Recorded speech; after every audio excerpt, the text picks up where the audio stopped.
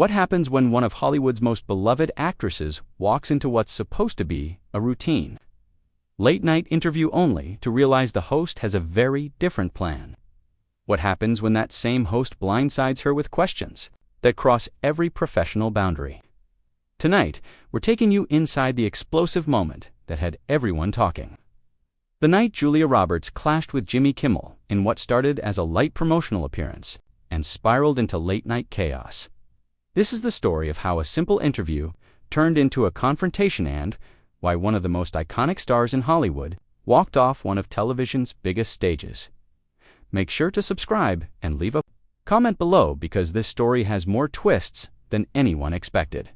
The green room at Jimmy Kimmel Live buzzed with its usual pre-show energy. Julia Roberts sat calmly, scrolling through her phone while her publicist made a few tweaks to the schedule. She'd done this 100 times, promote the new movie, share a few funny stories, remind America why they fell in love with her decades ago. 5 minutes, Miss Roberts, a production assistant, called clipboard in hand. Julia took a sip of her tea and nodded. Her publicist Sarah leaned in with one final whisper. Just keep it light, mention the rom-com comeback. Tell that story about the cast prank, and if charity work comes up, give it a quick nod. Nothing controversial, nothing headline-worthy. Julia smiled. Sarah, relax. It's Jimmy Kimmel, not 60 Minutes. I've been doing this since before that kid had his learner's permit. What Julia didn't know was that Jimmy had spent the afternoon behind closed doors, digging through tabloid archives and internet gossip blogs. He'd grown frustrated with the staged nature of celebrity interviews. The fake laughs, the sanitized anecdotes, the walking commercials. I'm tired of the same questions, Jimmy had said to his head writer. They come on, plug there. Movie, smile, and leave. It's not real. Where's the honesty? They're here to promote, not to get grilled, his writer replied. Yeah, but what if we did grill them? Jimmy said, his tone edged with mischief. What if we asked what people actually want to hear? That conversation led Jimmy down a rabbit hole, reading up on every whisper, every old feud, every tabloid headline Julia Roberts had ever been attached to. It wasn't prep for a fun chat. It was prep for an ambush. As Julia stepped onto the stage, the energy in the studio was electric. Jimmy's monologue was wrapping up, the audience laughing at his usual jabs at the week's political news. Behind the curtain, Julia heard her cue. Our next guest is someone you all know and love, Jimmy began. She's made us laugh and cry for over 30 years. Santry's got a new romantic comedy out that'll make you believe in love again, even if you've already given up on that fairy tale. The audience chuckled, but Sarah, backstage, frowned. There was something off in Jimmy's tone. She looked over at Julia, now adjusting her dress and smiling as the band kicked in. Please welcome the one and only Julia Roberts. The crowd erupted. Julia walked out beaming, waving, radiant in a sleek black dress, her presence as effortless as ever. This was her world. She was ready for charm, for grace, for laughter. What she got instead was something else entirely. Stood up from behind his desk, arms open, the familiar host's grin stretched across his face. Julia rose to greet him with a warm hug, but as they embraced, she felt that something was off. His smile didn't quite reach his eyes. His energy, normally playful and quick-witted, carried a tension she couldn't ignore. She'd spent decades in Hollywood, mastered the art of reading a room, and something here felt wrong. Thank you for having me. Jimmy, Julia said brightly as they both sat down. I love being here. This audience is always so wonderful. We love having you, Jimmy replied smoothly. But behind that smile was something sharper, a glint the cameras didn't catch, but Julia did. Then came the pivot. You know, Julia, I was thinking before you came out, 3 decades in this business. That's a long time. 3 decades of movies, relationships, and let's say learning experiences. Her smile tightened just for a second. That wasn't the opening she expected. Usually, they'd ease in. A few laughs, a plug for the movie, maybe a sweet anecdote. But this felt like something else. I've been very fortunate, she replied, keeping her tone even. I've worked with incredible people and told stories I hope have resonated with audiences. Connected with audiences, sure, Jimmy said, leaning back. But what about connecting with your co-stars? The audience shifted. It was subtle, but Noticeable, this wasn't the charming back and forth they'd come for. There have been some interesting stories over the years, Jimmy continued, his tone casual but his words cutting. About what it's really like to work with Julia Roberts. Backstage, Suri the publicist went cold. "I'm not sure what you mean, Jimmy," Julia said, still polite, but her voice edged now. "Come on," Jimmy chuckled, but it was hollow. "We're all adults here. We've all heard the stories, the demands, the diva moments, the way you allegedly treated a few leading men." "I mean, that whole thing with Jimmy," Julia cut in, her smile now entirely gone. "I think there's been a misunderstanding about what kind of interview this is." "What kind of interview?" Jimmy repeated with feigned innocence. "This is the honest kind, the kind where we skip the fluff and talk about real things. Isn't that what makes good television?" The studio fell silent. Even the band, mid-riff, seemed to hesitate. Julia glanced toward the wings, saw Sarah gesturing urgently at the producers. "Real things," she echoed slowly. "Jimmy, with all due respect, parroting tabloid gossip isn't real. It's lazy, it's mean, cruel," Jimmy asked, laughing for real this time, but not in a way that comforted anyone. "Julia, you're one of the most powerful women in Hollywood. You've made hundreds of millions. You've won everything there is to win. Don't tell me you can't handle a few honest questions." "Honest questions?" she snapped, her voice now rising with steel. "Is that what this is to you? An ambush under the guise of honesty? That's not journalism, Jimmy. That's just theater. Cheap, exploitative theater." The tension in the studio was thick enough to cut with a knife. Camera operators looked toward the control room. The audience sat frozen. Jimmy raised his hands, machinist. "I'm just asking the questions your team makes sure never get asked. Don't you think the audience deserves to hear the truth?" Julia didn't blink. "The truth," she repeated. "Here's the truth. I came here tonight to talk about my work, to make your audience laugh, to be gracious.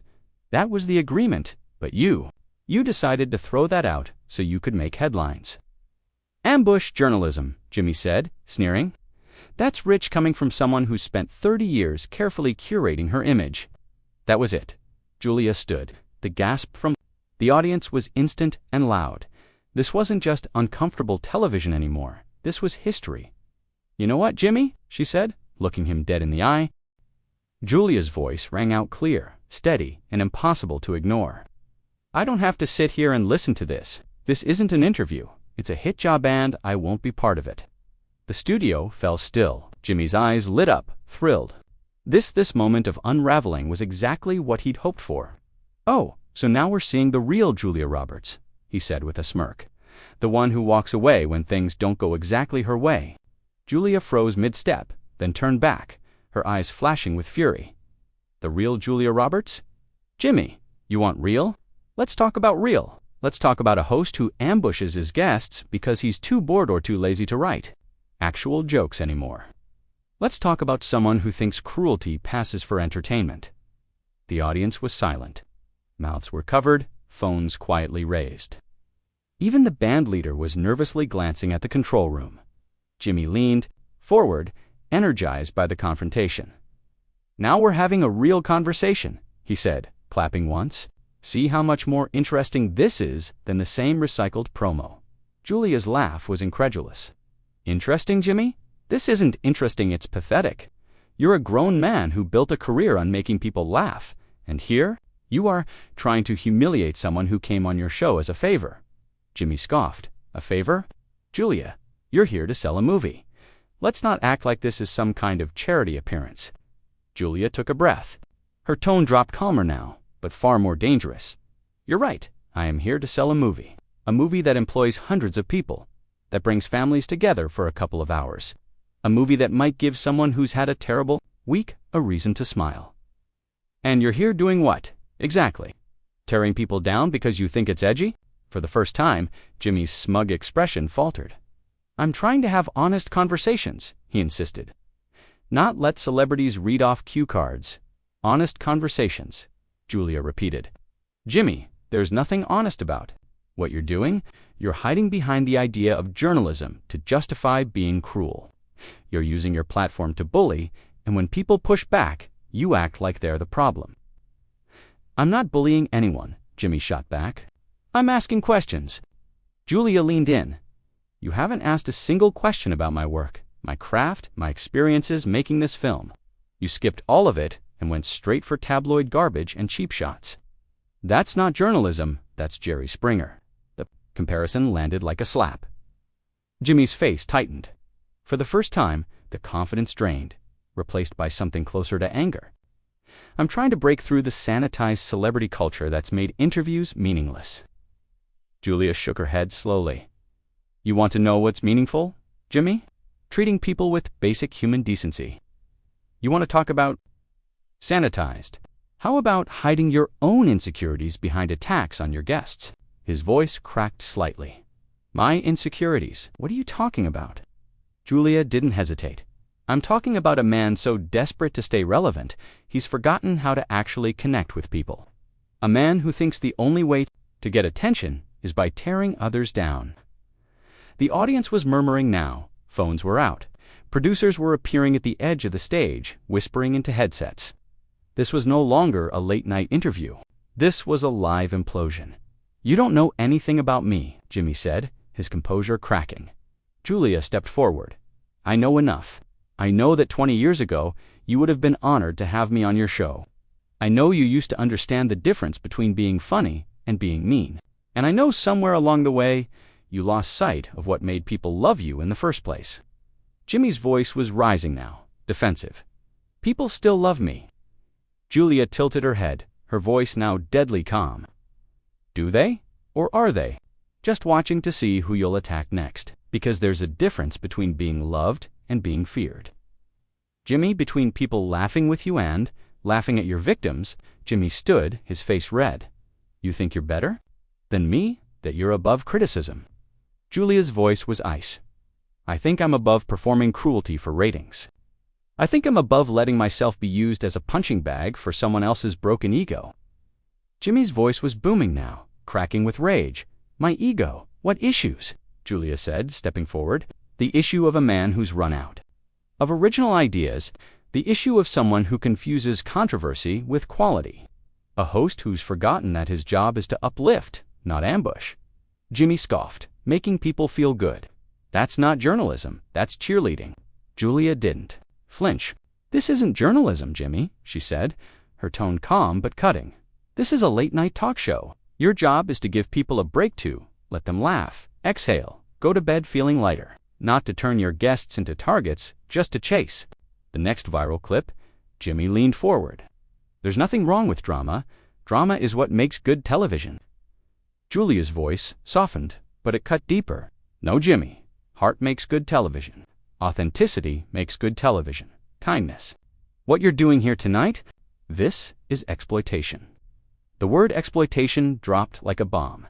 The air seemed to freeze. Jimmy's jaw clenched. He stepped closer. Exploitation, he repeated. You're calling me an exploiter. Julia stayed firm. I'm calling this moment what it is. You're exploiting our willingness to show up, to be vulnerable, to connect with your audience. And instead of honoring that, you're weaponizing it. Professionally, Jimmy muttered, a bitter laugh escaping. Let's talk about professional. Let's talk about the way you've treated assistants over the years. The screaming, the stories. Julia's eyes flashed now dangerous. And here we are again, she said.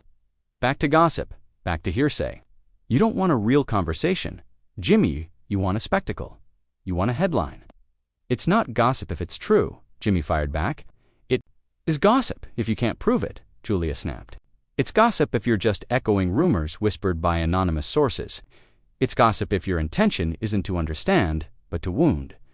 Jimmy crossed his arms. I am trying to understand how someone can be adored by millions, yet leave behind so many stories of being difficult. Julia didn't blink. You want to understand me? She asked. Then ask me about my work. Ask what drives me, what keeps me awake at night, what I've learned from 30 years in this business. Don't blindside me with cheap attacks and expect me to justify stories that may not have ever happened. For a moment, Jimmy said nothing. The tension crackled. And then, but that's boring, he muttered. Everyone's heard those answers before. Julia stared at him, something colder now behind her eyes. It's only boring if you're a boring Interviewer, she said, it's only boring if you don't know how to ask real follow-ups. If you don't know how to make your guests feel safe enough to tell the truth. That's the job. I make people plenty comfortable, Jimmy retorted, but it sounded more like a defense than a fact. Julia turned, gesturing to the room. Do you look around? Your audience uncomfortable. Your crew quiet. Your band avoiding eye contact. They're not smiling, Jimmy. They're bracing. Jimmy turned slightly, and for the first time he really looked at the audience, shifting awkwardly, the band staring down at their instruments, camera operators hesitant, unsure whether to keep filming. It looked fine to me, he muttered, but there was no confidence left in his voice. Julia stepped closer, gentler now. They look horrified, Jimmy. They came here for laughter, not for blood. They wanted joy and you gave them a takedown. Jimmy didn't respond. His voice had no strength left. I'm not trying to destroy anyone, he said quietly. Then what are you doing, Julia asked. Because I genuinely don't understand. What was your goal tonight? What did you hope to accomplish? Silence. You could hear the low hum of the studio lights, the faint hiss of air conditioning. Finally, Jimmy spoke. Than before. I wanted to have a real conversation. Julia's voice was kind now, almost sorrowful. This wasn't a real conversation, Jimmy. This was an interrogation. Real conversation requires respect, safety, a willingness to listen. You weren't listening. Were waiting for your next attack line? I was listening, Jimmy protested weakly. No, Julia said softly. You were performing. You were so focused on your gotcha moment, Julia said, her voice steady but full of fire, that you forgot I'm a human being. And worse, you forgot that everyone watching this is to people who deserve better than this. Jimmy's shoulders dropped. His mask was cracking. It's just, everyone says the same things, tells the same stories. Then, ask better questions, Julia replied without missing a beat. She took a breath. Jimmy, you're talented. You're funny. You don't need to be cruel to be compelling. You don't have to humiliate your guests to make good television. Jimmy gestured weakly around them. But this is compelling. Julia tilted her head, voice like ice. No, this is a train wreck. She let that sit before continuing. And sure, people watch train wrecks, but they don't feel good afterward. They don't go to bed laughing. They don't wake up excited to see what you'll do next. They just feel dirty. That last word landed hard. Jimmy visibly flinched. He looked out into the audience, really looked, and for the first time, he saw it. Discomfort, frowns, whispers, even a few audience members quietly getting up to leave. I didn't mean for it to go this far, he said, almost a whisper. But you did, Julia replied, voice cool but certain. You looked up those tabloid stories. You planned this. You made a conscious choice to ambush me instead of having a real conversation. You don't get to act like this just happened. A pause. Then Jimmy looked up with a flash of the old defiance. You're right. I planned it. I'm tired of celebrities controlling the narrative. I'm tired of the polished, sanitized, PR-scripted versions of everything. Julia's response was instant. Then go after politicians. She leaned forward. Go after people who actually shape the world, who make policy, pass laws, wield real power. Don't take your cynicism out on actors trying to bring people joy. Actors are part of the system too, Jimmy snapped. Julia gave a disbelieving laugh. Jimmy, I make romantic comedies. I'm not running for office. I'm not shaping foreign policy. I'm just trying to make people laugh and maybe cry a little. That's my job. And yours. Yours is supposed to help me do that, not tear me apart on live television. Jimmy crossed his arms. My job is to entertain.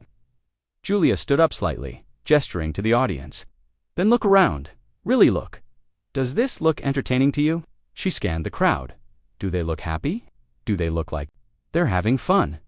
Jimmy finally turned and looked again. Upset, he admitted.